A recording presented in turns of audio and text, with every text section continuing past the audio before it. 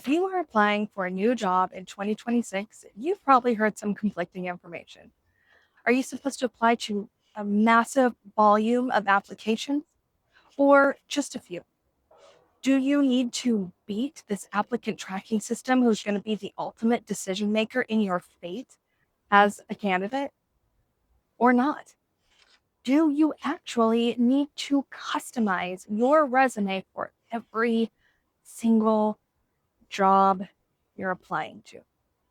If you've been asking yourself these questions, trust me, I understand where the confusion is coming from. There are so many conflicting voices out there on the internet. And frankly, this confusion is not serving you. It's actually costing you time and ultimately money. So if you are ready to cut through the confusion and the chaos, please save this video.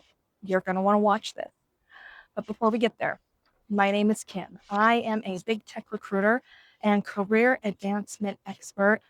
I help professionals make more money. So if you are ready to make more money, subscribe to this channel because I post about job search advice twice a week. And I love to see you back here again.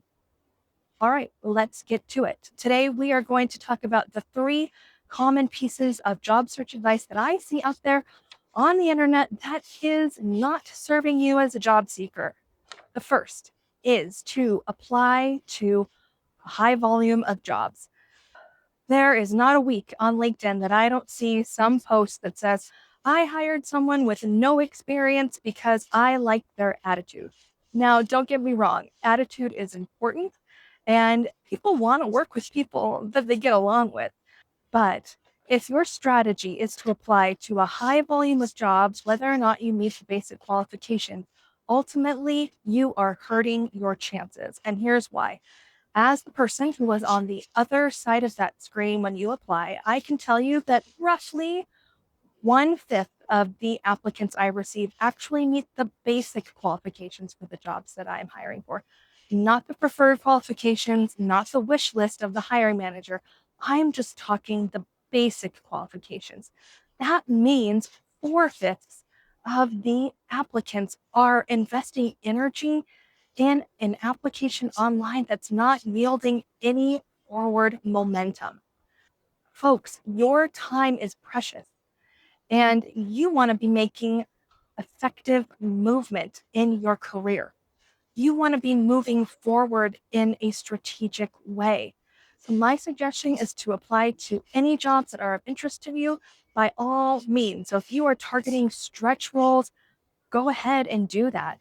But if you are looking to make a career move in 2026, you need to be focusing on jobs that are in that sweet spot, roles where you meet the basic qualifications for that job and have quantifiable evidence within those proven successes that are likely to be solving the same problems that this potential new employer would be experiencing. You see, the person who gets the job is not necessarily the most qualified candidate. The person who gets the job is the person who is best able to articulate the return on investment of hiring them in relation to the problems that this new employer would be potentially solving. So, as you're applying to roles, find those positions where you know that you can show quantifiable evidence in regards to the problems that company would be solving. The next piece of advice out there that I see is you got to beat the ATS. The applicant tracking system is the ultimate decision maker. Folks, anyone who is telling you that the ATS is the ultimate decision maker and that you need to write your resume in a very specific format to beat the ATS is misleading you. There are hundreds of applicant tracking systems on the market today, each of which are customizable and configurable to the needs of that specific client. That doesn't even include any sort of third party assessment that an employer can choose to layer on top of the applicant tracking system. So there is no one size fits all resume template to get you to beat the applicant tracking system. There's just too much variety. The one consistent, however, is that the ultimate decision maker for who gets the job is a person, is a hiring manager, is influenced by a panel of interviewers that hiring manager trusts. So apply with the final goal in mind that ultimately you are submitting an application for a human being to read. You are submitting an application as a persuasive document to persuade a human being to have an interview with you. You are writing a resume to prompt further interview questions and conversations. The third piece of advice out there that I see all the time is that you need to customize your resume for every single job that you apply to. Folks, that sounds exhausting and an ineffective use of your time. I want to give you strategies that are actually going to help you land higher paying jobs. So instead of customizing and rewriting your resume for every single job, I encourage you to have specific resumes aligned to job types or skill set types. Let's say that you are applying to be a marketing coordinator. It's very likely that the problems that you would be solving as a marketing coordinator at TikTok would be similar to the types of problems that you would be solving at Amazon, as well as the types of problems that you would be solving at OpenAI or Google or Instagram, right? You don't need a fully customized resume for each of those positions. What you need to do is a little bit of research on the front end. So take inventory of the marketing coordinator roles at those target companies that you want to work for.